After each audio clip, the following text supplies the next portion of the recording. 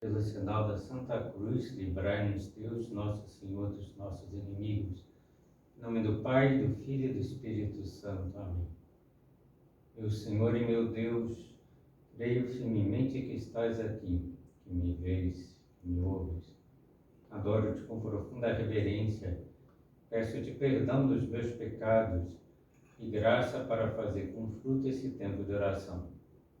Minha Mãe Imaculada, São José, meu Pai e Senhor, meu anjo da guarda, intercedei por mim.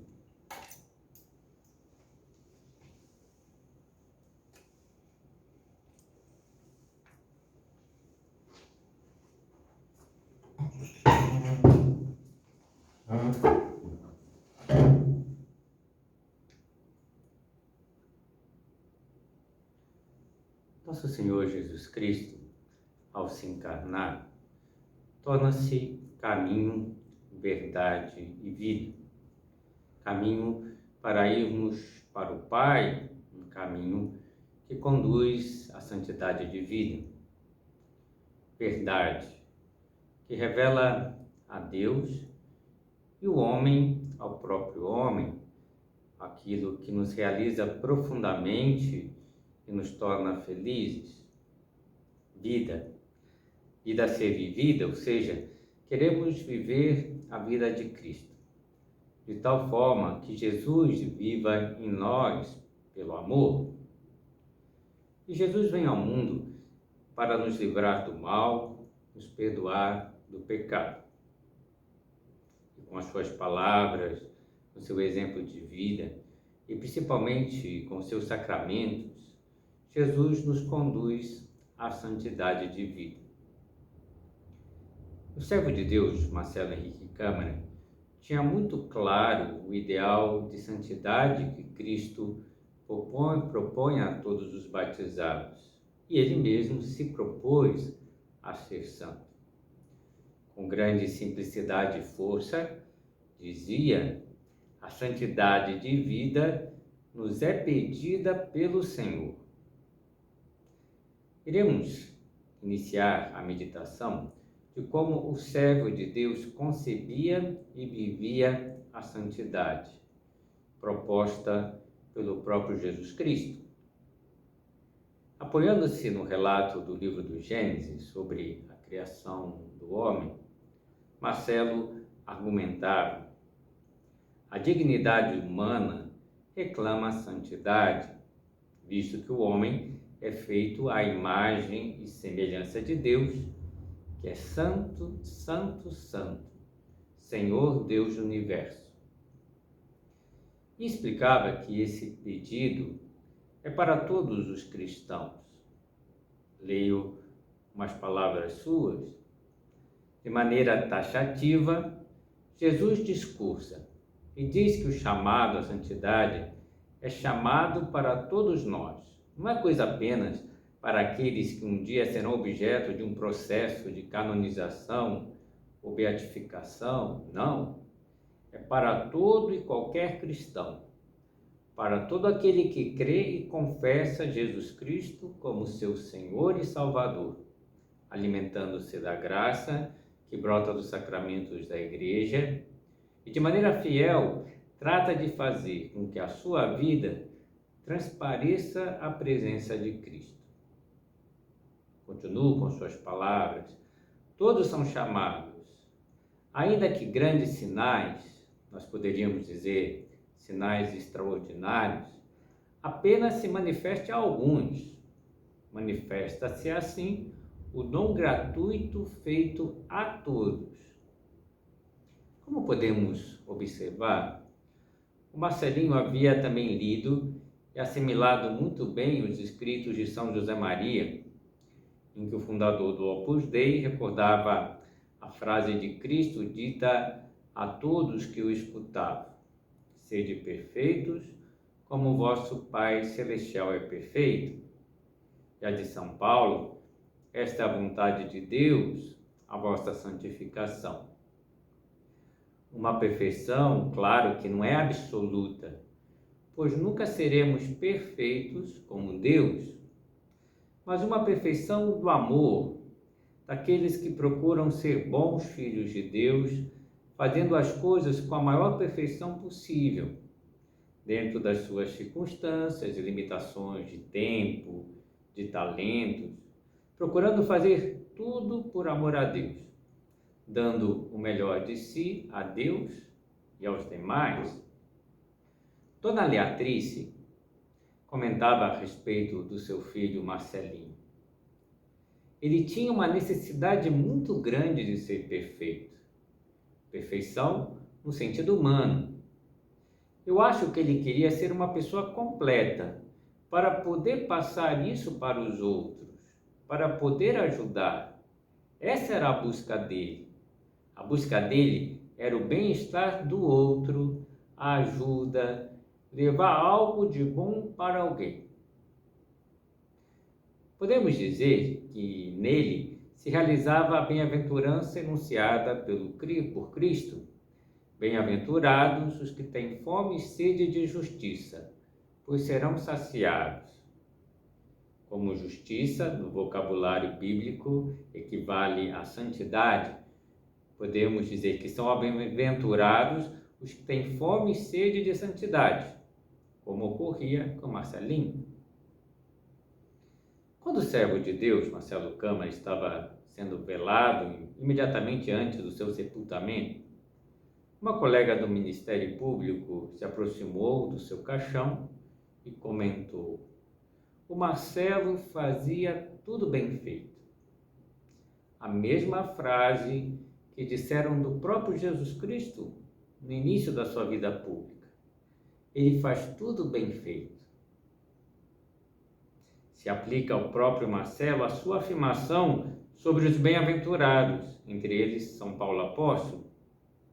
Alguns bem-aventurados abrem-se de tal forma a Cristo que são capazes de afirmar, em um testemunho cristão sem igual, que sua relação com Ele já tomou conta de todo o seu viver.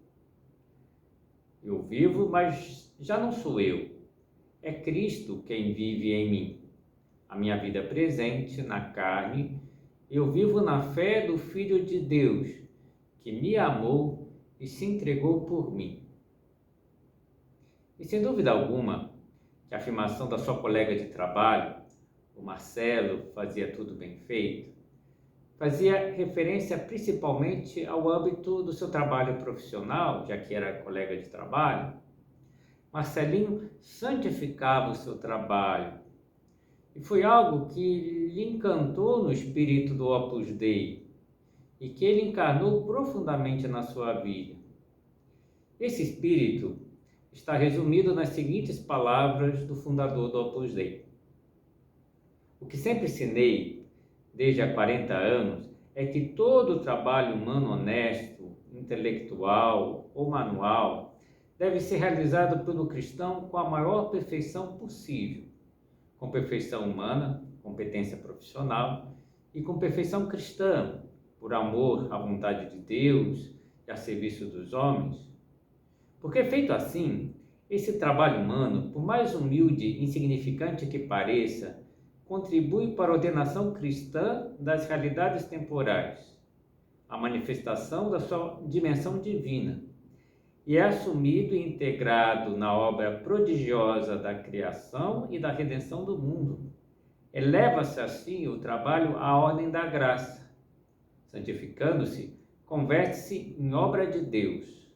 Operatio Dei, Opus Dei.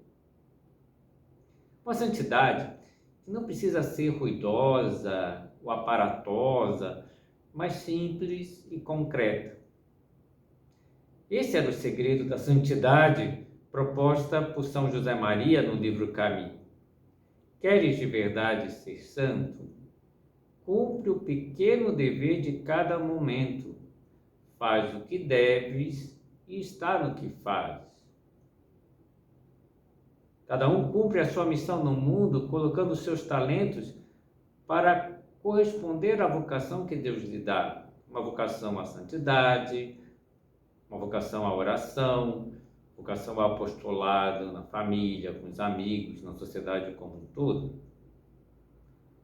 Marcelinho comenta: assim sendo, cada qual, com os seus dons, atua positivamente na construção da igreja, seja com a doutrina, seja com testemunhos, todos em Cristo.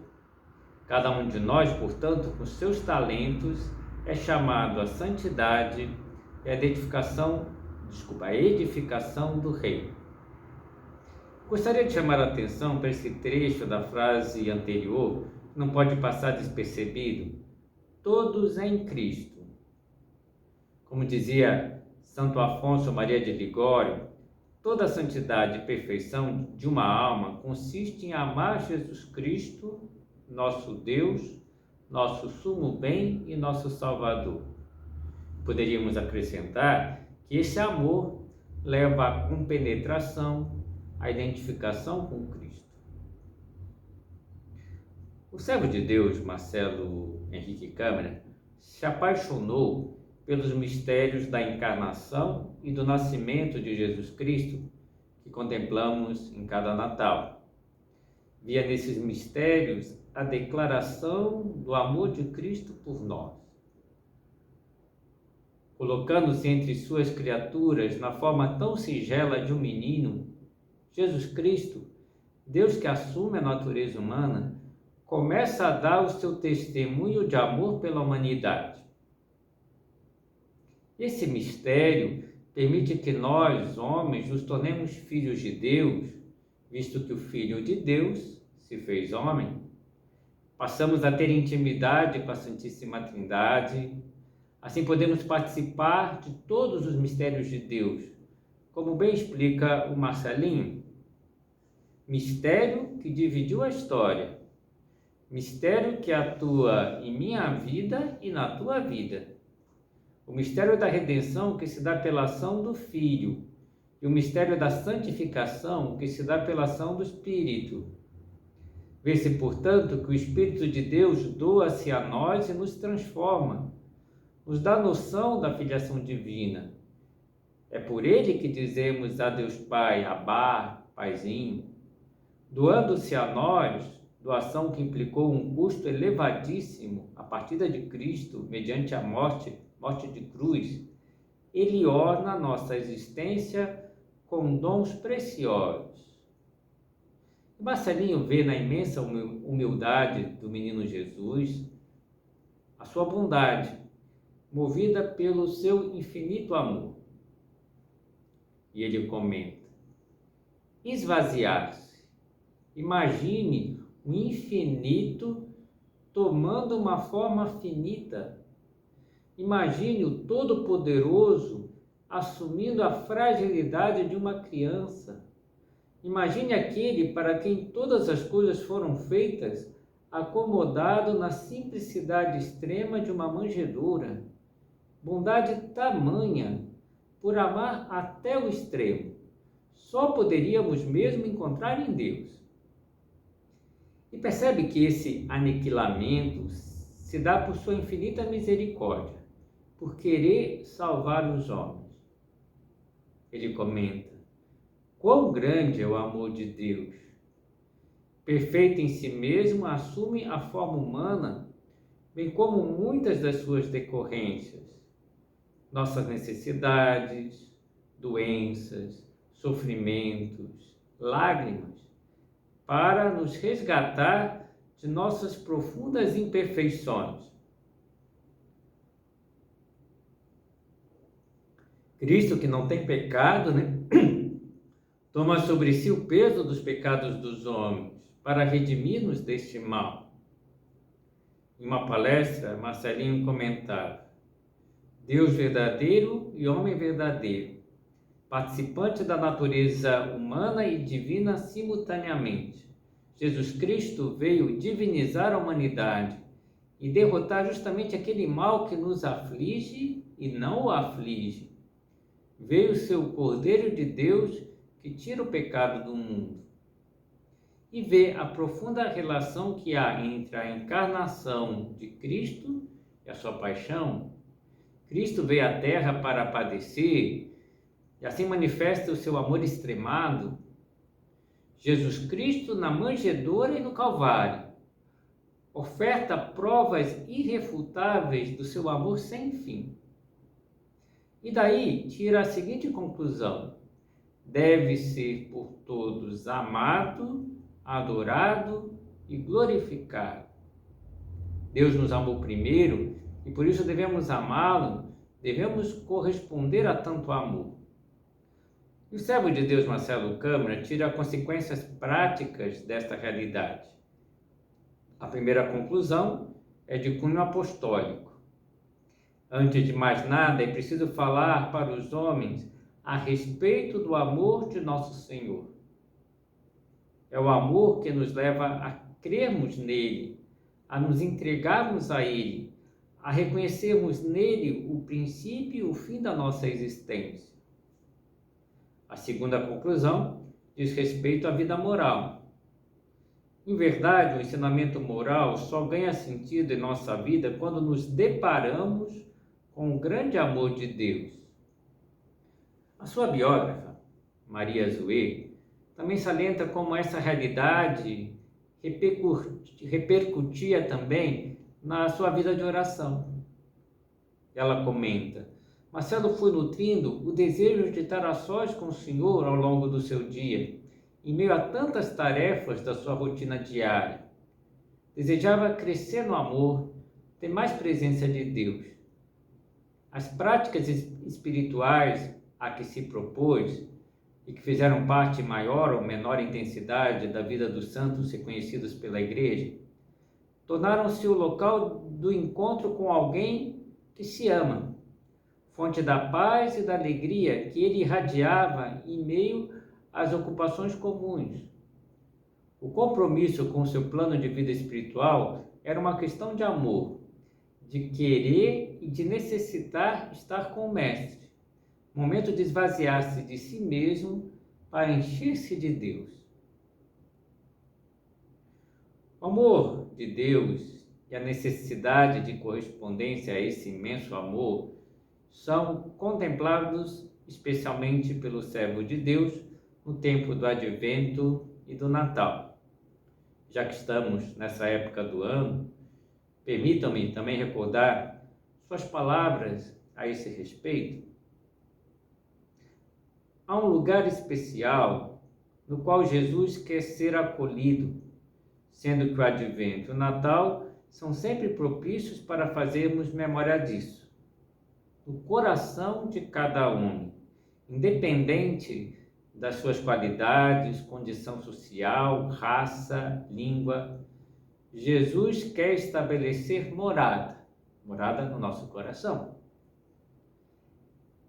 É inegável, de qualquer forma, que a proximidade do Natal nos torna mais presente a imagem do menino Jesus, de modo que se faz mais frequente a nossa reflexão sobre o grande amor de Deus manifestado no nascimento do seu Filho unigênito, cheio de graça e de verdade, para dar ao mundo uma nova vida.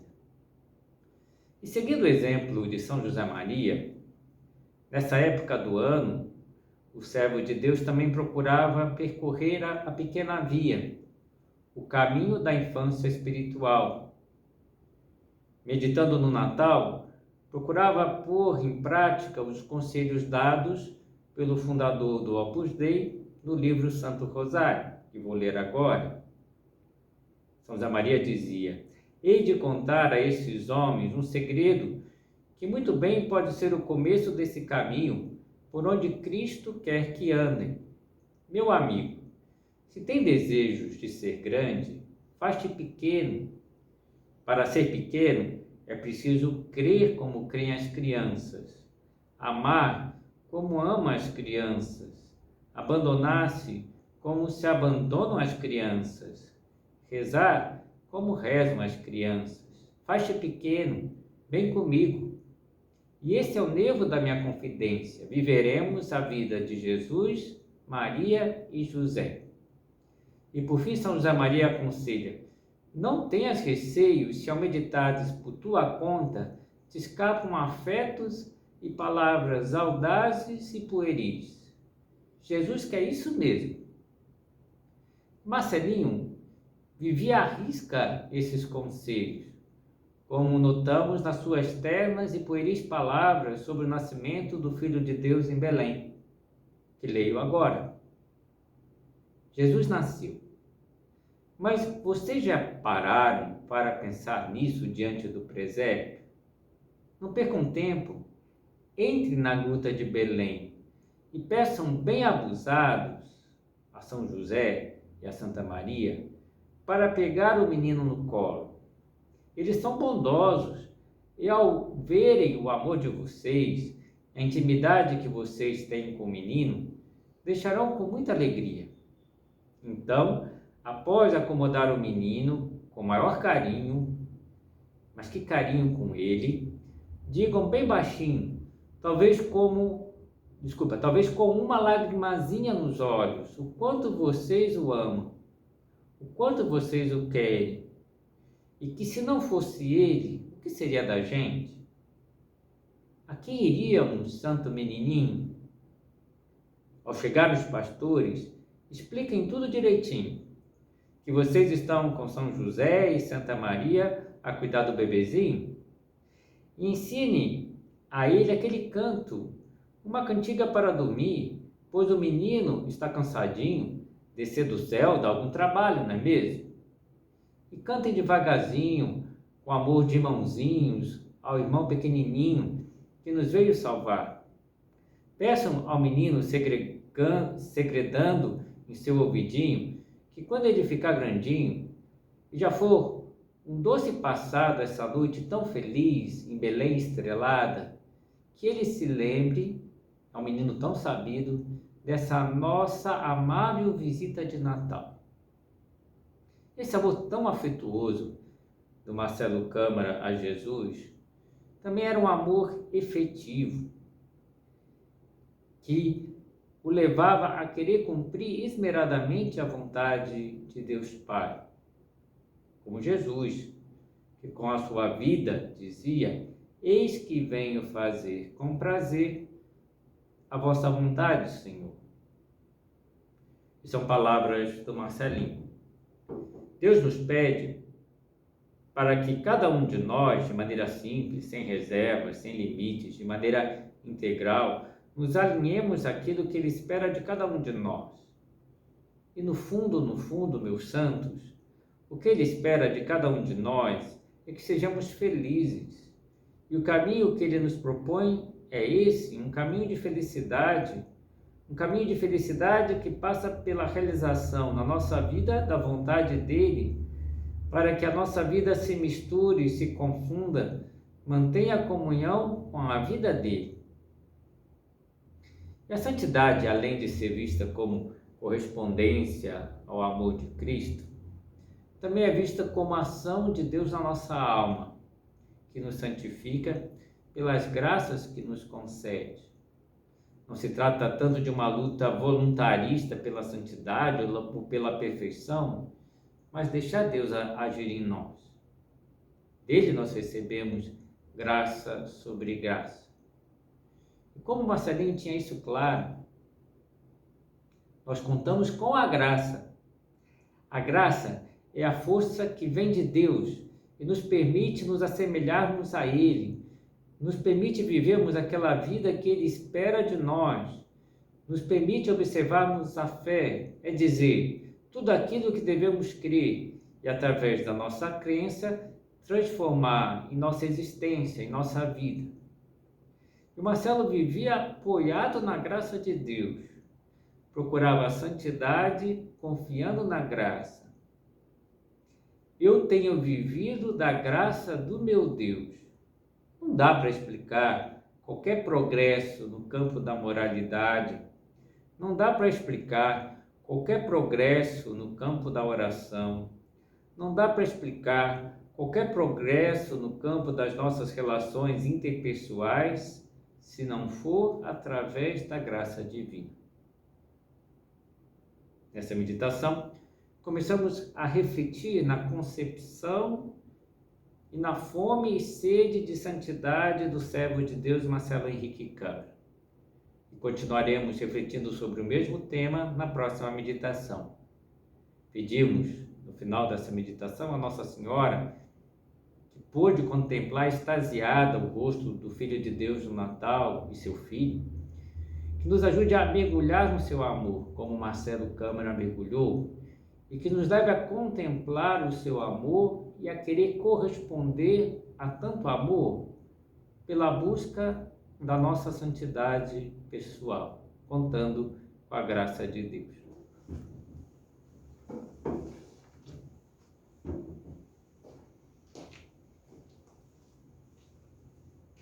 Dou-te graças, meu Deus, pelos bons propósitos, afetos e inspirações que me comunicaste nessa meditação. Peço-te ajuda para os pôr em prática. Minha Mãe Imaculada, São José, meu Pai e Senhor, meu anjo da guarda, intercedei por mim.